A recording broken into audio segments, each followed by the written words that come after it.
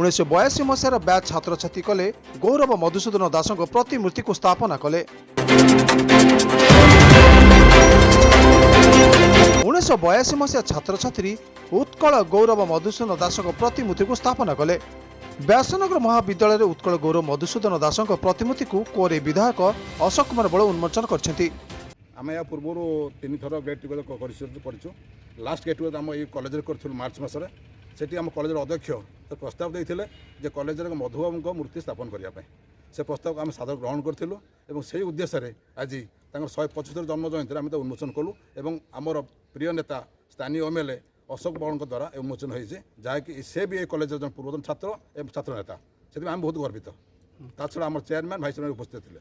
आज व्यासनगर स्वयंशासित महाविद्यालय नूतन प्रतिमूर्ति स्थापन होती 1982 मसीहा पास आउट बैच आम व्यासनगर स्वयंशासित महाविद्यालय से सब भाई भूणी मैंने से जो प्रतिमूर्ति से आज ये स्थापित कर मान्यवर एमएलए कोरेई अशोक कुमार बल महोदय से उन्मोचन कर मधुबाबू जो आदर्श अच्छी आदर्श समस्ते अनुप्राणित हे छात्र छात्री अभिभावक तथा आमर एपरी समस्त 1982 मसीहा कहीं व्यासनगर समस्त छात्र छात्री पुरातन छात्र छात्री बेकार छात्र छात्री अनुप्राणित हे। काला जयंती स्वतंत्र ओडिशा गठनर कर्णधार मधुसूदन दास प्रतिमूर्ति को यह महाविद्यालय 1982 मसीहा बैच छात्र छात्री मानक उद्यम स्थापन होता।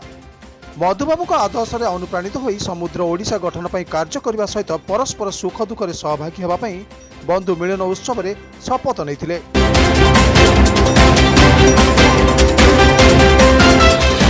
कॉलेज जीवनर घटनागुड़िक मन पकाई निज निज मध्य खुशी बांटी गदाधर महांती, प्रसन्न मिश्र, बटकृष्ण महापात्र, सोमेन्द्र जेना, बसंत परिड़ा, नरहरी जेना, सचिदानंद स्वाई, एसके साहाजुद्दीन, रघुनाथ बारिक, अनुताप राउत, गोपाल जेरई, शिव माझी, गोकुली विश्वाल, विष्णु मलिक और निगम महांती प्रमुख उपस्थित थिले।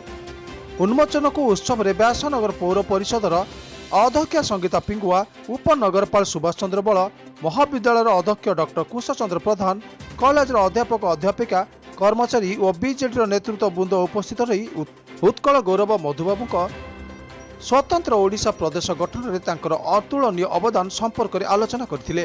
Vyasnagar Pradyumna Kumar Baitang report, news express Odia.